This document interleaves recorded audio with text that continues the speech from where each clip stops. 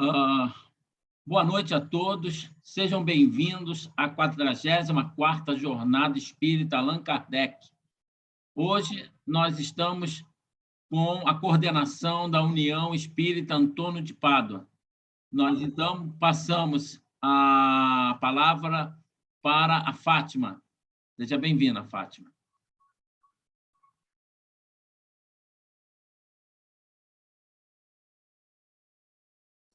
Você está com o áudio fechado, Fátima.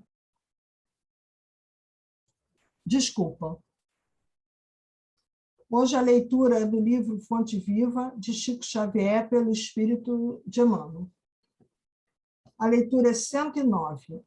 A exemplo do Cristo. Ele bem sabia o que havia no homem. João, capítulo 2, versículo 25. Sim, Jesus não ignorava o que existia no homem, mas nunca se deixou impressionar negativamente. Sabia que a usura morava com Zaqueu. Contudo, trouxe-o da sovinice para a benemerência. Não desconhecia que Madalena era possuída pelos gênios do mal. Entretanto, renovou-a para o amor puro. Reconheceu a vaidade intelectual de Nicodemos, mas deu-lhe novas concepções da grandeza e da excelsitude da vida. Identificou a fraqueza de Simão Pedro. Todavia, pouco a pouco, instala no coração do discípulo a fortaleza espiritual, que faria dele o sustentáculo do cristianismo nascente. Vê as dúvidas de Tomé, sem desampará-lo. Conhece a sombra que habita em Judas, sem negar-lhe o culto da afeição. Jesus preocupou-se, acima de tudo, em proporcionar a cada alma uma visão mais ampla da vida e enquinhoar cada espírito com eficientes recursos de renovação para o bem. Não condenes, pois, o próximo, porque nele observes a inferioridade e a imperfeição. A exemplo do Cristo, ajuda quanto possas. O amigo divino sabe o que existe em nós. Ele não desconhece a nossa pesada e escura bagagem do pretérito.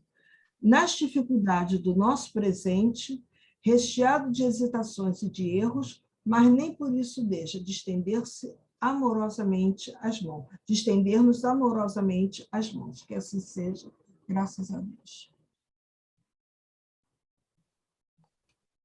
Graças a Jesus. Agradecemos, Senhor, por esses momentos que aqui estamos, pedindo aos nossos mentores, aos trabalhadores das nossas casas espíritas, junto ao 32º Seu, que possamos estar sempre com os nossos corações e mentes abertos para as reuniões, para as leituras, e tudo que nos é dado com muito amor, com muito carinho, dos palestrantes, de todos os que passam, que fazem parte desse trabalho, com muito amor, que possamos ser fortalecidos nesses momentos que estamos passando e que possamos entender e compreender esses momentos também. Obrigado, Senhor. Vamos dar início aos nossos trabalhos da noite de hoje. Que assim seja, graças a Deus. Passa a palavra à nossa irmã Kátia Beaio, que nos trouxe grandiosamente esses estudos da noite de hoje, muito gratificante para todos nós, que possamos entender, que possamos mais sabedoria, porque é muito necessário para todos nós espíritas, né? E aqueles que já entendem um pouco. Muito obrigado, Kátia. Seja bem-vinda à nossa casa.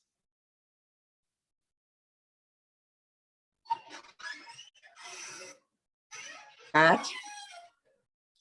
Boa noite a todos. Eu não sei se é a minha internet que está travando ou a de vocês, porque aqui ela deu uma rateada algumas vezes. Não sei se era aqui ou se era aí, mas vamos em frente. Bom, é um prazer estar aqui representando Antônio de Pádua, não é a primeira vez, então já me sinto parte da casa espírita, né? Até porque quem é da casa de Jesus é de todas as outras casas, né? A casa de Jesus é um grande guarda-chuva de todo mundo, né? A gente está falando de Jesus, estou brincando aqui com vocês, mas é uma alegria e um prazer sempre receber esse convite, representar essa casa que é a nossa vizinha, literalmente, né? Que está ali do nosso ladinho. E principalmente falar de Leon Denis, né? Ter a oportunidade de estudar um pouquinho dessa obra tão preciosa que é O Problema do Ser, do Destino e da Dor, do Leon Denis, editado pela FEB, também pelo Centro Espírita Leon Denis, que é a proposta da 44ª Jornada Espírita Allan Kardec, estudar a terceira parte desse livro. Esse livro que foi editado, foi escrito pelo Leon Denis, não foi ditado pelo Leon Denis, foi propriamente escrito por ele, que foi um espírito que viveu em 1846 na França, de uma família muito pobre, mas que sempre gostou muito de ler, sempre gostou muito de buscar a cultura, de estar sempre entretido com os livros, desde muito pequeno. Ele deixava de brincar e deixava de conviver na adolescência com seus amigos para estar sempre lendo. E por conta da dificuldade financeira da família, ele logo cedo começou a trabalhar. E nesse trabalho que ele realizava, ele viajava muito. E nas suas viagens ele tinha mais oportunidades ainda de ter contato com a leitura, e numa dessas oportunidades da leitura ele encontrou o Livro dos Espíritos. E ele diz que o Livro dos Espíritos, né, acho que todos nós dissemos isso do Livro dos Espíritos, né, que o Livro dos Espíritos mudou a vida dele, porque o Livro dos Espíritos trouxe clareza e lógica para tudo aquilo que ele já vinha estudando, para tudo aquilo que ele vinha buscando como filósofo. E aí, para a gente conversar um pouquinho sobre esse espírito, eu vou pedir licença para vocês, mas hoje eu vou compartilhar uma pequena apresentaçãozinha para me servir aqui como base. Deixa eu botar aqui. Opa, peraí. Não consegui abrir por quê? Peraí, aqui embaixo. Pronto. Foi. Então, o tema da nossa palestra de hoje é livre-arbítrio e reencarnação. No capítulo 3 das Potências da Alma, ele fala sobre as potências que o Leon Denis identifica que os espíritos têm. E uma dessas potências é o livre-arbítrio. Então, a gente fez um casamento aí do livre-arbítrio com a reencarnação para trazer esse assunto para vocês. Então, opa, Kátia.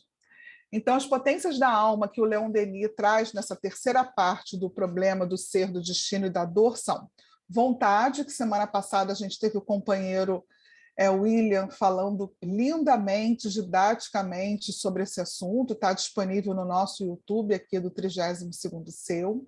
Consciência, o sentido da vida. Livre-arbítrio, que é o tema desse nosso encontro. Pensamento, disciplina do caráter e a reforma do caráter, amor, dor e revelação pela dor. Então, nós vamos trazer alguns desses assuntos ao longo da 44ª Jornada Espírita, para a gente conversar um pouquinho. Então, para a gente começar a definir livre-arbítrio, dentre tantas, muitas outras coisas, significa liberdade de fazer escolhas.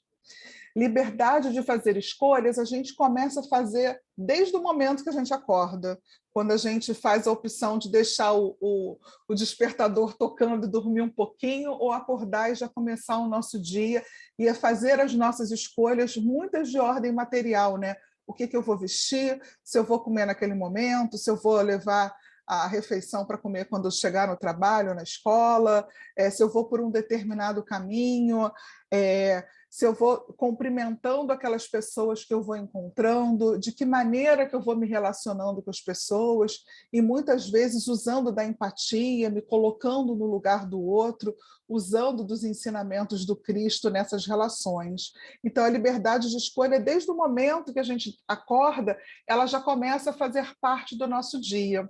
Só que o Leon Denis ele não fala dessas escolhas de ordem material, não. Ele fala das escolhas de ordem moral mesmo, né? De nós espíritos encarnados aqui na nossa trajetória na Terra. e ele vem falando do livre-arbítrio de maneira muito poética, e eu destaquei alguns trechos para a gente ir conversando. E um deles é esse aqui, que ele diz que a liberdade é condição necessária da alma humana, que sem ela não poderia construir o seu destino. Então, no primeiro momento, ele diz que é uma potência da alma, que é uma escolha, e que, acima de tudo, ela é necessária para a alma, né? Necessária para o espírito encarnado, para que ele possa construir o seu destino. E por que ele fala isso? Porque nós somos construtores da nossa existência. Nós vamos construindo a cada instante a nossa história, vamos escrevendo a nossa história. E isso se dá ao longo das nossas existências.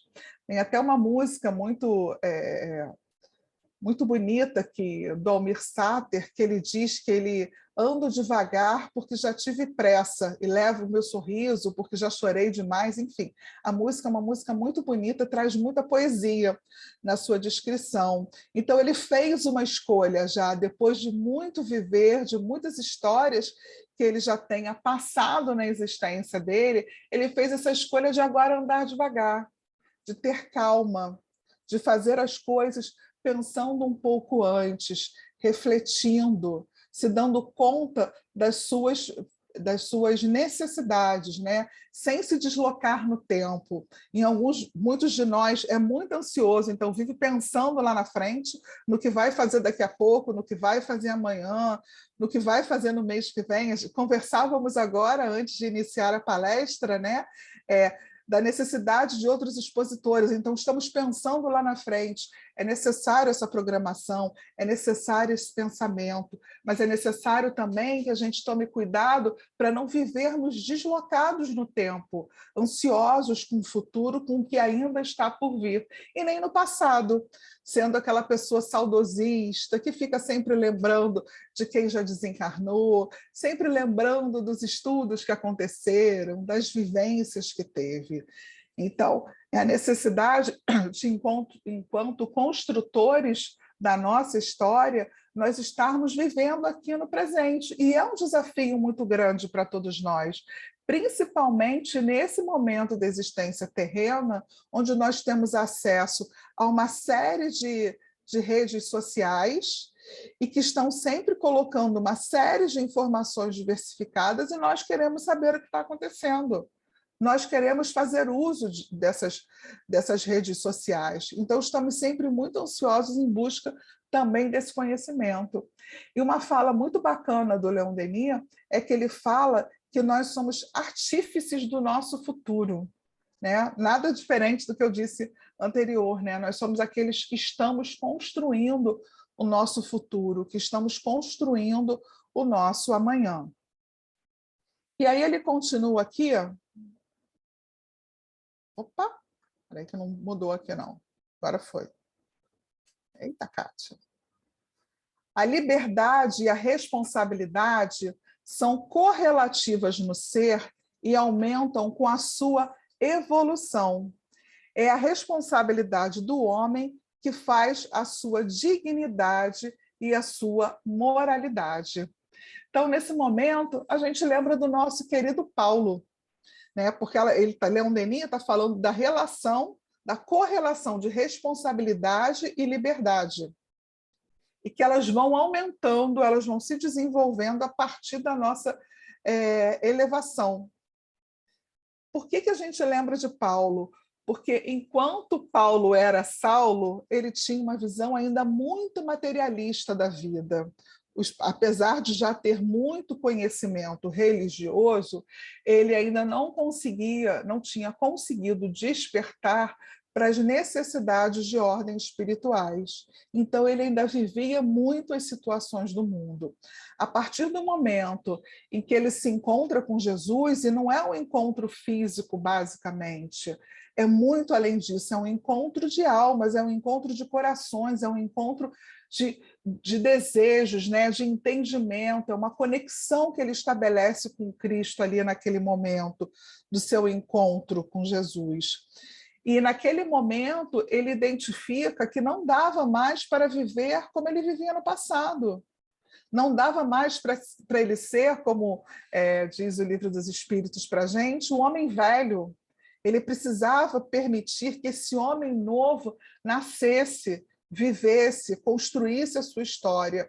E isso era tão significativo, tão marcante, tão profundo para ele, que ele sentiu até a necessidade de fazer a mudança de nome, de mudar de Saulo para Paulo. E numa das suas muitas cartas, dos seus muitos escritos, ele usa uma frase que ele diz que tudo me é lícito, mas nem tudo me convém. Porque enquanto Saulo, tudo era lícito e tudo convinha, tudo fazia sentido, tudo era permitido e estava tudo bem. Mas enquanto Saulo, ele viu que não podia ser mais aquilo, que as coisas eram todas permitidas a ele, tudo era lícito, mas nem tudo ele podia fazer, porque ele já não era mais aquele homem, ele já tinha se transformado, ele já tinha não só o desejo, mas a vontade, essa potência maravilhosa, essa mola firme que existe dentro de nós, ele já tinha essa vontade muito latente de fazer uma outra caminhada, uma outra história. Então ele via que não dava mais para caminhar daquele jeito. Uma outra fala que tem é: não faço o bem que queria, mas o mal que não quero. Quantos de nós, em determinadas situações, se toca e para pensar da mesma maneira que Paulo? Nossa, eu não quero esse mal, mas eu ainda faço. E o bem que eu quero, eu ainda não consigo fazer. Porque isso é uma construção. É uma construção que nós vamos fazendo aos poucos para desconstruir quem ainda nós somos. E é muito difícil desconstruir. Quem gosta de escrever, que às vezes tem contato com o texto de um companheiro, né? Geralmente, quando estamos no planejamento dos encontros, alguém, vou dar um exemplo, chega com planejamento e fala assim: eu fiz isso aqui. Então você reescreve, vê de que forma você acha melhor. É muito mais difícil a gente reescrever, é muito mais difícil a gente refazer aquilo que já foi feito, aquilo que já foi entregue pronto para a gente, porque aquilo está impregnado das impressões, dos desejos, dos sonhos, do pensamento daquela pessoa naquele momento. E eu sou uma outra pessoa. Então, eu não tenho como... Desculpa, gente, é porque como eu estou como co-host, alguém entrou aqui, eu fui botar a pessoa para dentro e pulei aqui a página. Pulei demais, né? Inclusive.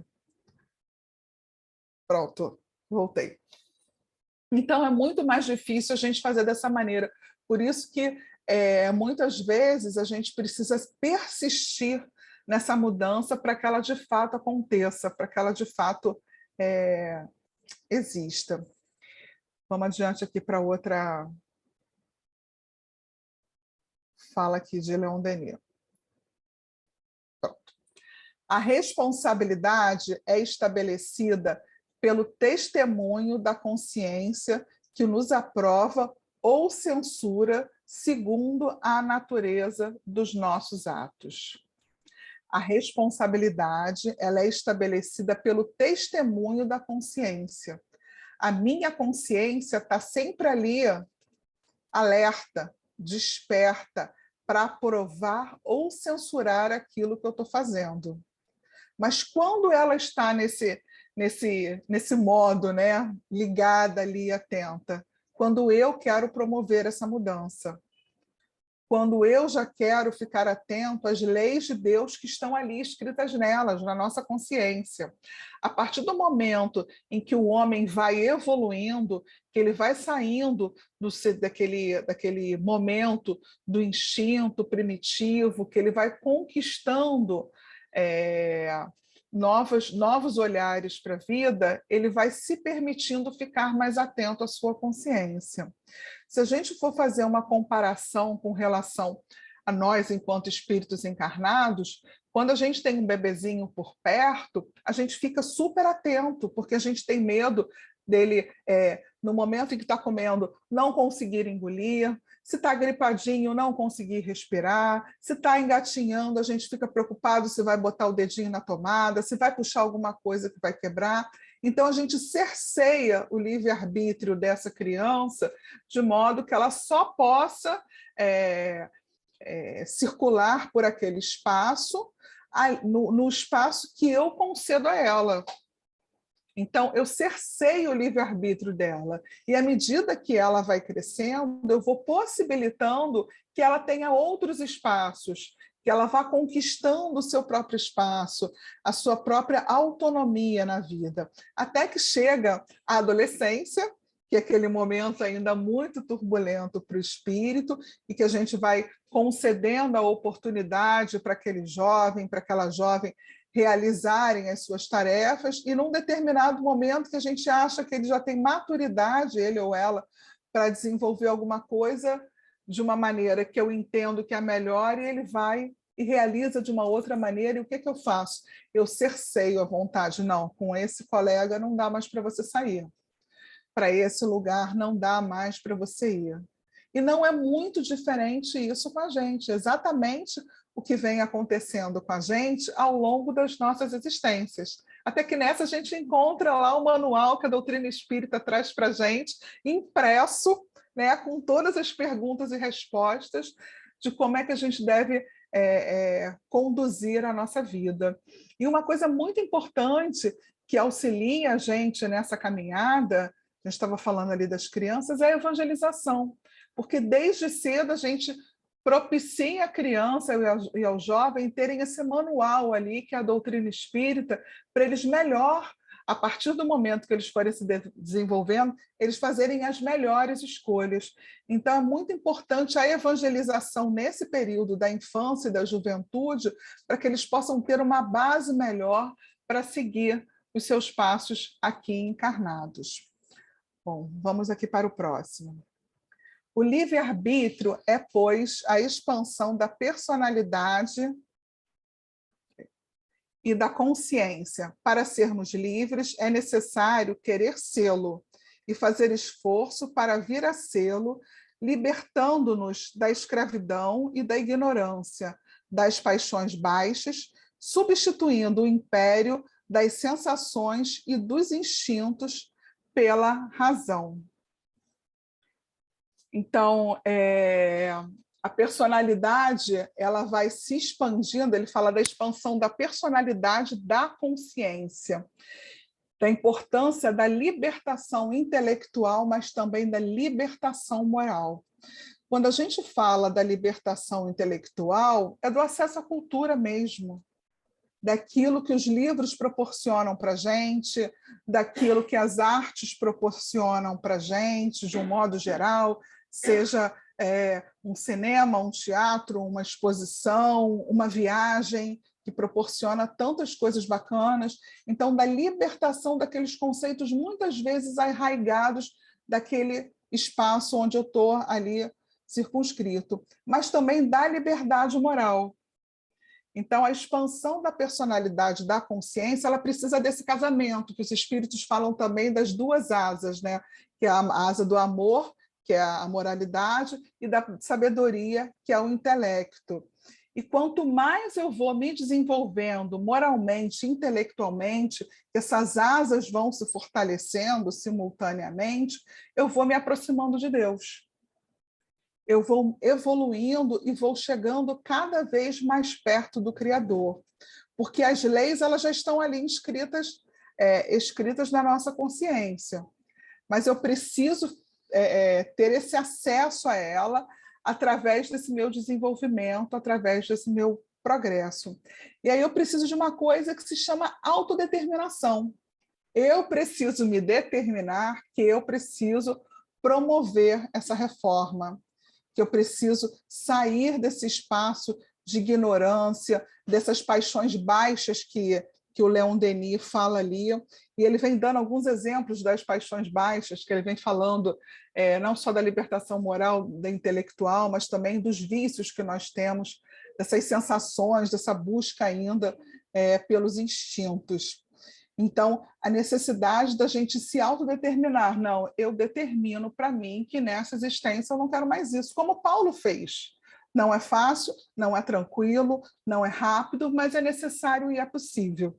Então, a autodeterminação, ela permite que eu consiga me desenvolver mais, crescer e evoluir. E aí a gente vai para esse próximo item que diz o seguinte: o livre-arbítrio, a livre vontade do espírito exerce-se principalmente na hora das reencarnações. Então, o livre-arbítrio, a livre vontade do espírito, exerce-se principalmente nas reencarnações. Nós sabemos que, à medida que nós estamos mais evoluídos, nós temos a possibilidade de ter algumas, digamos assim, alguns pedidos ali no nosso planejamento reencarnatório. E quanto menos evoluído, isso não é possível de acontecer. E o planejamento reencarnatório é aquele norte das possibilidades e das situações que vão acontecer nas nossas vidas. E aí eu queria compartilhar com vocês uma história que provavelmente alguns já conhecem. Eu vou pedir licença aqui para tirar a apresentação, para que eu possa... Tirei? Stop share, né? Para que eu possa fazer uma cola aqui da história, para poder ser fiel aqui ao nosso querido Richard Simonetti. É uma história que a gente usa muito com grupos de mocidade. Sempre quem evangeliza a mocidade, um belo dia, quando vai falar sobre sexualidade, sobre compromisso sexual, sobre energia sexual, vai lá na história do Richard Simonetti, que se chama Aprendendo com os Próprios Erros. E Richard Simonetti conta para a gente a história da Mariana. Mariana, ela quase fazia parte da nossa mocidade já, porque todo ano a gente sempre contava essa história para os nossos jovens. A Mariana, ela tinha 17 anos e ela tinha um pai chamado Dagoberto. O Dagoberto tinha desencarnado, já estava no mundo espiritual, e no mundo espiritual ele já tinha um nível diferente, né? Ele teve acesso a uma instituição no plano espiritual para poder ver o planejamento reencarnatório da Mariana, porque pai, uma vez pai e mãe, sempre pai e mãe, a gente nunca desliga, a gente está sempre preocupado. E ele foi, junto com um companheiro, nessa instituição, pedir ao dirigente, né, ao diretor dessa instituição, que ele pudesse ver o planejamento reencarnatório da Mariana. Então, ele foi com o Rogério até essa instituição, e o Ambrósio, que era o responsável, foi apresentado a ele e falou: olha, a gente conhece a Mariana, a gente vem acompanhando a trajetória dela, a gente vem amparando na medida do possível, a gente conhece os problemas atuais. E o Dagoberto fala: mas então você sabe, né, que a minha filha tem 17 anos, que ela acabou de se casar, que ela se casou grávida, eu estou muito preocupado. Ela se casou com um marido de 20 anos, os dois precisaram abandonar os estudos por conta dessa gravidez, por conta dessa nova situação. Eu estou muito ansiosa, eu estou muito perturbada, e eu venho aqui pedir um favor. E aí o Rogério vai e conta lá para o Ambrósio que o que ele queria era examinar o planejamento reencarnatório da Mariana. Quem dera, né, gente? Eu juro que eu queria investigar os das minhas aqui hoje, eu não queria nem esperar chegar no mundo espiritual. E ele falou que ele queria entender essa situação que ela estava vivendo, né, e o que ela tinha programado. E aí o Richard Simonetti fala assim: considerando que a solicitação não se inspirava em mera curiosidade, partindo do coração angustiado de um pai, Ambrósio solicitou a um auxiliar que providenciasse o dossiê da jovem. Então, ele pediu a um dos trabalhadores dessa instituição que viesse com um dossiê para explicar a reencarnação da Mariana. E ela dizia o seguinte: que a Mariana teria como profissão a medicina, que ela se casaria em torno dos 30 anos com um espírito chamado Rubens, e que esse Rubens era um companheiro de vidas pretéritas dela, né? Ela já tinha convivido com Rubens em outras existências e que eles precisavam se reencontrar nessa existência. E que ela estava com 17 anos, que mais ou menos já tinha uns 10 anos, ou seja, quando ela tivesse em torno dos 27, que ela reencontraria o Rubens. E que a proposta é que eles se reunissem e que eles recebessem como filhos a Magda, a Flávia e o Alberto. Então, ela teria 3 filhos com esse espírito que nessa existência se chamaria Rubens. E que o principal objetivo da reencarnação dela era consolidar as ligações afetivas, fazer essa consolidação dos laços afetivos, encaminhar os filhos no caminho do bem, e ela tinha uma tarefa muito grande na saúde, por isso ela seria médica, e que ela tinha um tempo estimado, né, aproximado de vida de 70 anos. Nossa, o que acontece com o pai dela nesse momento, no Dagoberto? Ele fica desesperado, ele não se conteve, e aí ele começa a falar, meu Deus, ela está diante de um desvio, o que vai acontecer com a minha filha, o que vai se dar com ela? E aí o Ambrósio fala, olha, realmente, a Mariana casou errado, na hora errada e pelo motivo errado. E o Dagoberto fala, e agora, né? O que vai acontecer com ela? E o Ambrósio fala tranquilamente, né? Um espírito evoluído, com noção do que estava acontecendo, fala, a partir do momento em que ela se afastou do planejamento que tinha sido feito para ela, é muito difícil a gente prever o futuro. A gente pode entender e adiantar algumas coisas a respeito. Uma delas é que ela não vai ser feliz nesse casamento, porque ela está casando pelo motivo errado com a pessoa errada. E que depois desse tempo de euforia sexual entre eles, ela ficaria muito angustiada, iria ver que não teria feito a coisa certa, iria sentir falta da medicina, porque ela não retornaria tão cedo para estudar e provavelmente não seguiria a carreira de médica, então ela ia se sentir muito lesada nas suas aspirações na área da saúde. O filho dela não ia satisfazer os anseios maternos, porque a ligação não era com ela, era com o genitor, e pelo motivo também que não era o que seria o da Flávia e da Magda, e do outro que estava no planejamento reencarnatório dela. E, além disso, no tempo previsto, o Rubens apareceria. E se ela cedesse às solicitações do coração de ficar com o Rubens, ela ainda ia conquistar novos compromissos kármicos, porque ela iria estar desfazendo a família dela, e estaria infeliz ali nesse turbilhão todo. Dagoberto fica desesperado, acha que a filha está pagando um preço muito alto por um simples engano, e o Ambrósio fala para ele, é o ônus da liberdade. E aí a gente entra na nossa conversa aqui, é o ônus do livre-arbítrio. A evolução social ela implica na expansão do livre-arbítrio. À medida que a gente vai crescendo socialmente, a gente vai expandindo também o livre-arbítrio. E as pessoas hoje são mais livres para decidir as suas coisas, porque nós somos mais evoluídos do que na encarnação passada. Ocorre que raros não se dão ao trabalho de avaliar as consequências dos seus atos. Vão fazendo ali instintivamente, sem pensar, sem refletir naquilo que estão fazendo. E aí o Dagoberto pergunta, então ela perdeu a existência? Absolutamente, responde para ele o instrutor. Embora o desvio em que se envolveu, ela colherá proveito disso, aprenderá quanto à importância da reflexão, habilitando-se em experiências futuras a cumprir seus compromissos sem desvio. As frustrações do presente serão, em última instância, uma vacina contra equívocos semelhantes, ou seja, ela iria aprender com os próprios erros.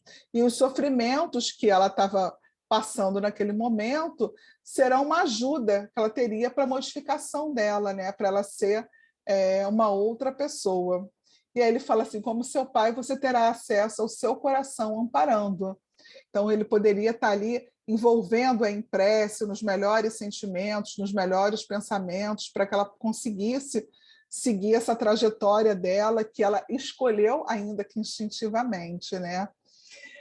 E ele termina falando para o Dagoberto, não se deixe dominar pelo desalento, sua filha precisa de você mais do que nunca. E lembre-se, uma existência na Terra é apenas um elo na imensa cadeia de reencarnações, um segundo na eternidade. Tudo passa, menos o reino de Deus, a meta suprema.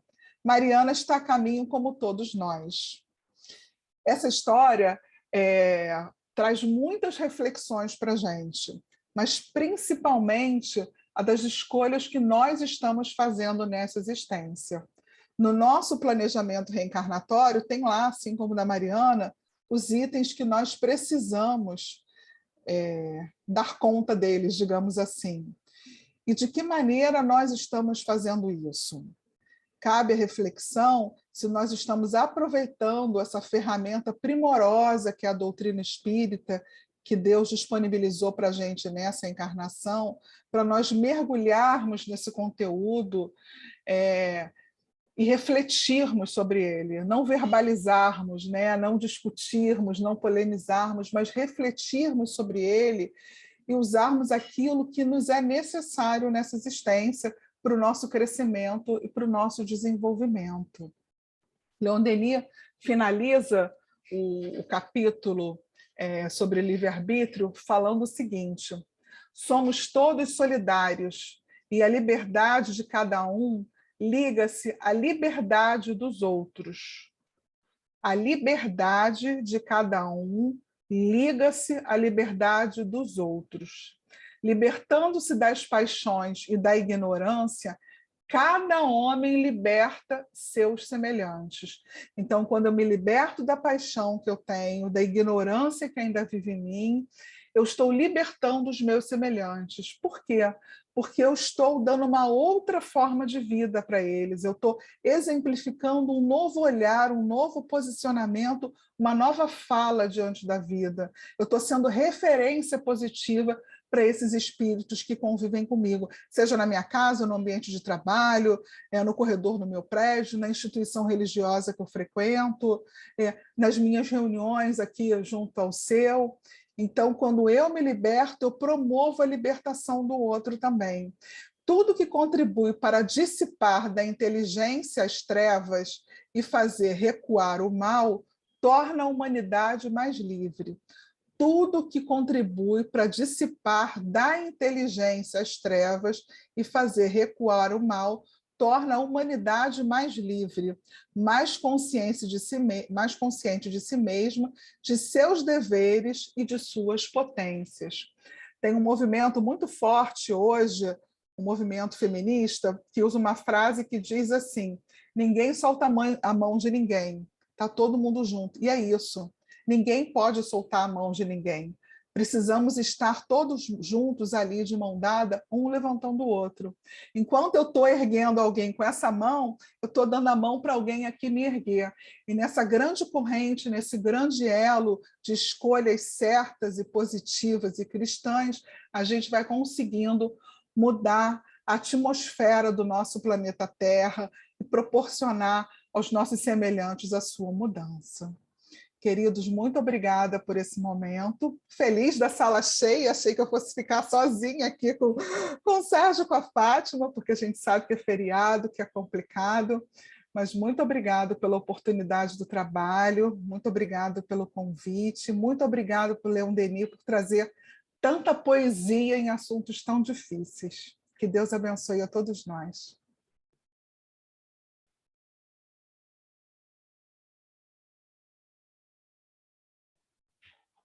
Fátima? Oi. Era a Graça, mas tudo bem. Adriana, gratidão. A Adriana não, aliás, a Adriana foi ontem, desculpa. Fui Adriana em algum momento da minha existência, está tudo bem. A Adriana foi ontem. Kátia, gratidão por esse estudo maravilhoso, como sempre, né? Eu sempre falo muito de livre-arbítrio. Eu nem vou falar porque você expôs de uma maneira maravilhosa. A Graça já está rindo desse livre-arbítrio. Eu brinco com ela, que eu digo que o livre-arbítrio é a minha perdição. Eu brinco com ela com isso. Eu falei, esse livre-arbítrio. Mas da maneira que você passou, de uma maneira suave, deliciosa, maravilhosa. Parabéns pelo teu estudo. Gratidão de todo o coração. Sérgio, você abre para comentários? Sim, a palavra está aberta aí para quem quiser fazer um comentário, fazer uma pergunta para a Kátia, para fazer algum complemento, por favor, está franqueada a palavra.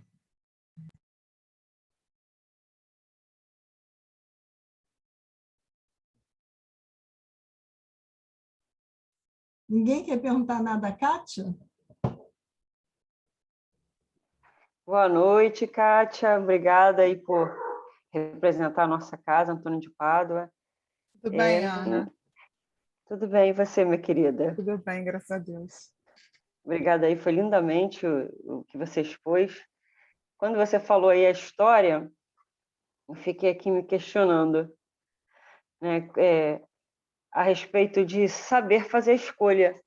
Porque às vezes a gente acha que está fazendo certo, mas como é que vai saber, né? Como é que a gente vai ter essa noção, no caso aí dela, que ela modificou totalmente, né, o trajeto reencarnatório dela. Eu fiquei aqui pensando aqui comigo, né, como a gente pode ter essa noção de que estamos modificando totalmente o que a gente veio cumprir aqui, né? É meio complicado. Fica um pouco, não, para mim, assim, eu agora, que você falando e refletindo durante a sua fala, eu fiquei assim, poxa, o quanto eu modifiquei a minha reencarnação aqui, né? Minha trajetória aqui. Tomara que tenha sido para melhor, né? Espero. Eu também, Ana. Mas era essa questão aí que você me fez aqui levantar comigo mesmo. É isso, Essa muito história obrigada. da Mariana é sensacional, né? Ana. Então, a gente não tem uma receita, né? Mas a gente sabe, por exemplo, que essa idade específica dela é muito claro, não é a idade dela ter filhos, né? A não ser que ela tivesse um suporte muito grande, que ela pudesse pelo menos continuar estudando, mas ainda assim ela ia enveredar lá para o campo da medicina para estudar e alguém ficaria com esse filho. É claro que hoje, nós, mães, com essa necessidade do trabalho, alguém fica com os nossos filhos para a gente trabalhar. E está tudo bem. Mas quando eu volto, o tempo que eu dedico a essa criança é, de fato, um tempo que ele se sinta ali amado, acarinhado, que ele me veja presente. Então, assim, ela era muito menina para isso, né? Esse dela é fácil de responder, o nosso já é mais desafiador, porque a gente já tem um pouco mais de idade. Mas se a gente está agindo, né, de acordo com as leis de Deus, se a gente está no auxílio do próximo, desejando o outro, tendo empatia, a gente tem uma necessidade absurda de ter empatia nesse momento que a gente está vivendo, dessa transição aí coletiva, né, principalmente por conta do coronavírus. Se a gente está fazendo isso, a gente já está dando conta do nosso planejamento, né? Agora, item a item, só a gente conversando com o Dagoberto lá para ver se ele consegue um conchavo para a gente ler. Podia, né? Mandar eu fiquei curiosa, como é que terminou essa história? Podia mandar a listinha para ver o que eu estou fazendo certo e errado. Mas às vezes piora, né? Quando a gente está sabendo de antemão, pode ser que a gente acabe mudando alguma coisa na nossa trajetória. Eu não sei se é tão bom assim. Surtando, né? Pois é. Mais uma vez, muito obrigada aí. Fátima. Posso falar um instantinho? Claro. Regina, Alexandre e Fernando. Regina na frente, Regina na frente. É que isso que a Cristina falou, né? Eu acho que em vários momentos da nossa vida a gente pensa isso. Será se eu seguir o meu planejamento? Isso é uma dúvida que eu acredito que bata no coração de todo mundo em vários momentos. Não só no casamento, na escolha da profissão, na escolha do que fazer, são vários momentos. Mas eu acho que o mais importante foi o que foi dito no final. Cada reencarnação é um elo de várias outras. É um momento. O importante que eu sinto, assim, é que você não se prenda, não se sinta culpada e não fique remoendo isso. Se você se deu conta em algum momento que talvez não tenha sido isso que você tinha que ser perfeito, parte, vai para frente, continua e continua caminhando da melhor forma possível. Quem tem conhecimento, então, da doutrina espírita, não há como não saber que caminho seguir, ainda que tenha dado um tropeço lá atrás. O mais importante é o que você faz para frente. Não adianta ficar pensando lá atrás no que aconteceu e torcer para que na próxima acerte. Isso eu acho que é a melhor parte para nós, é saber que a gente vai ter essa oportunidade de acertar. Né? Obrigada, Kátia. Foi lindíssimo, principalmente por lembrar de Mariana, que a gente fala tanto na juventude. Né? Tchau, ela é quase inscrita na evangelização, né? Tem uma frase do psicanalista Sartre que eu gosto muito, que ele diz assim: não importa o que fizeram comigo, o que importa é o que eu vou fazer com o que fizeram comigo. Então, assim, não importa o que eu fiz, o que importa é o que eu vou fazer com o que aconteceu. O que eu vou fazer com isso, né? De que forma eu vou dar conta do que aconteceu? Eu acho que essa frase ela é bem representativa. Alexandre, você queria falar, né? Fernando também. Fernando é mais velho, se ele quiser falar na frente. Eu sou mais velho, vou falar. Isso mesmo, se vale mesmo disso. Não, é porque o meu é bem rápido, é porque em relação a essa questão das escolhas, a questão também de você não temer os desafios da existência. Então, quando eu entrei lá no Bezerra, a pessoa que era o dirigente da evangelização colocou, eu não tinha experiência nenhuma com evangelização, falou assim, olha, eu vou me casar e eu vou deixar você 15 dias com as crianças, daqui a 15 dias eu retorno. Não voltou até hoje. Naquele momento eu podia falar assim, não vou me submeter a isso, eu não tenho afinidade com esse trabalho, eu nem sei o que fazer, mas graças a Deus eu consegui me desafiar a fazer uma coisa que não estava dentro da minha possibilidade na área de conforto. Então, dentro do que você falou, né, nós temos que não temer os nossos desafios. Nós, às vezes, são situações desafiadoras, como foi para a Mariana, ela podia, eu com 17 anos vou abortar. Né? Não, ela, né, graças a Deus, mesmo mudando toda a sua trajetória, ela conseguiu refazer a sua trajetória. É isso que a gente tem que estar sempre atento. Pode ir, Alexandre. Então, quando você falava da história, eu também lembrei, recentemente, um amigo espiritual me disse o seguinte, a gente estava num problema, uma problemática no movimento espírita, e ele me disse assim, o problema não está na opção que a gente faz sobre as questões, o problema está nas consequências das nossas opções. E aí eu prestei bem atenção nisso. Quer dizer, muitas vezes essas nossas decisões são impensadas. A gente não para pensar na consequência. Então, esse direito a optar por um caminho ou outro, nós temos, pelo exercício do livre-arbítrio. Agora, e a consequência? Que a história fala sobre isso, né? Kátia, o mentor fala sobre isso, né? Das consequências que isso vai acarretar. Então, eu queria, se você puder falar um pouquinho sobre isso. Foi isso mesmo, foi?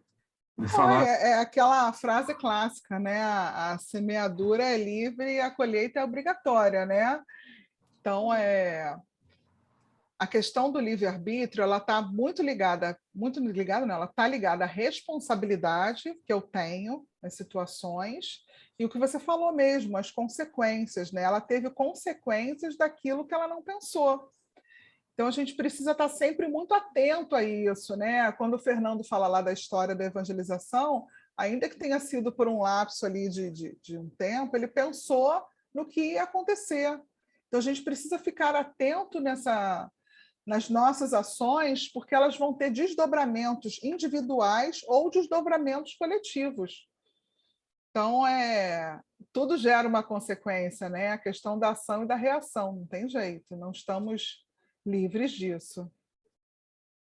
Eu acho que você pode até dizer assim, eu entendi bem que ele disse que você pode pensar assim, não, eu sei o que vai acontecer, eu assumo, né?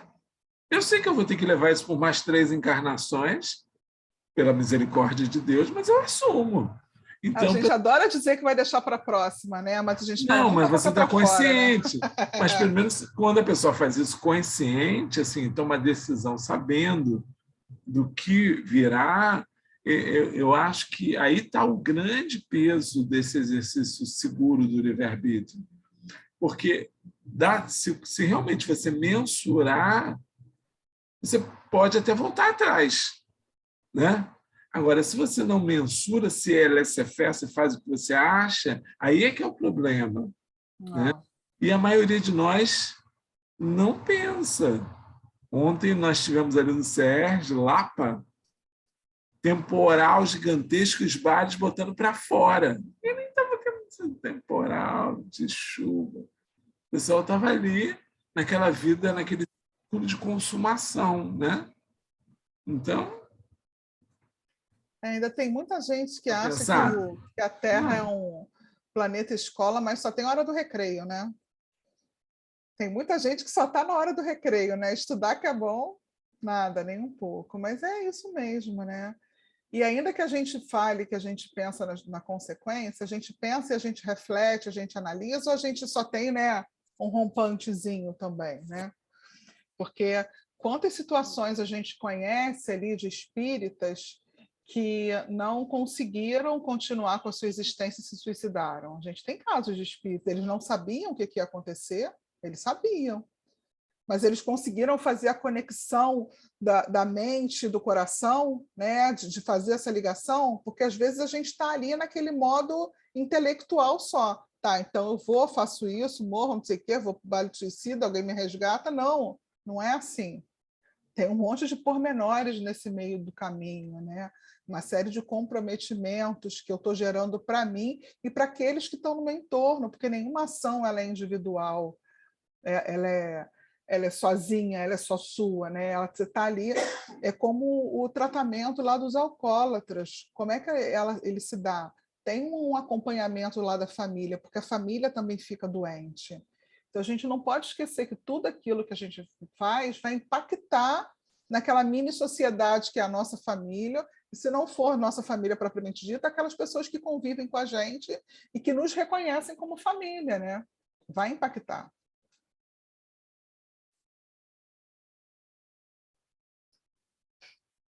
Mais alguém?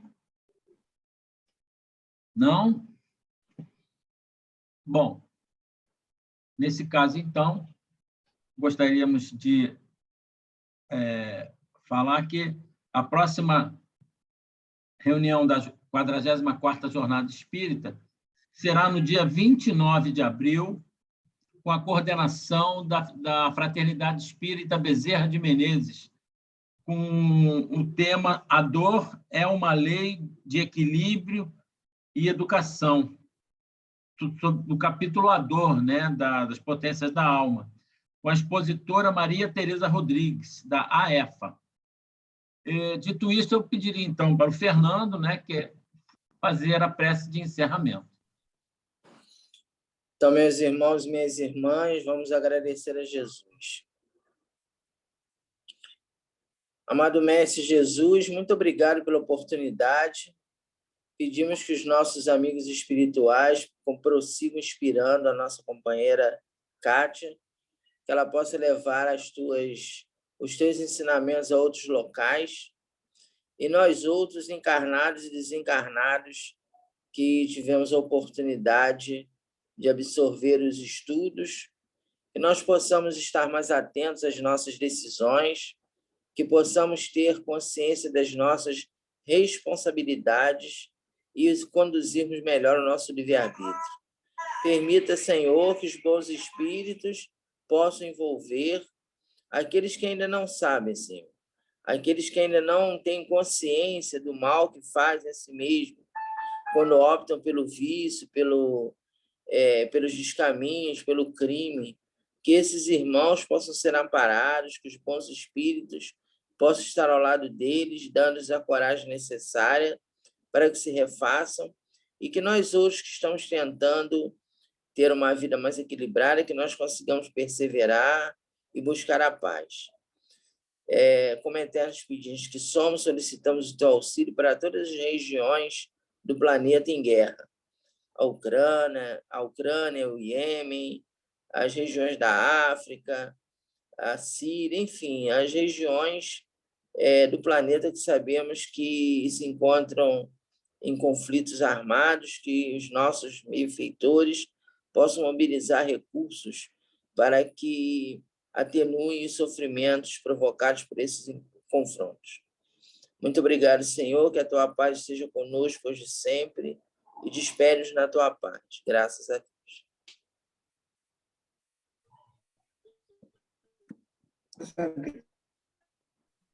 Pessoal, pode abrir a câmera, o microfone, a hora do beijo da despedida. Mas eu sou pela área. Obrigado, Cátia. Tchau, tchau. Tchau, gente. Boa noite. Alexandre, meu querido, tudo bem? Tudo bom, Ana? Legal. Quanto tempo? Verdade. Tchau, Se pessoal. não resolve, eu não Deus. resolvo. Bom, faculdade a Eu não todos. resolvo nada. Obrigado, Catita. Foi muito bom, hein? Foi Valeu. ótimo. Bom. Valeu, gente. Obrigada, gente. Beijo, Boa tchau, tchau. noite. Tchau, gente. Um E um bom abraço, final de tchau, semana, Fátima. viu? Um final de semana aí Boa semana, abençoado para todo todos. mundo. Final de semana maravilhoso para abençoe todos.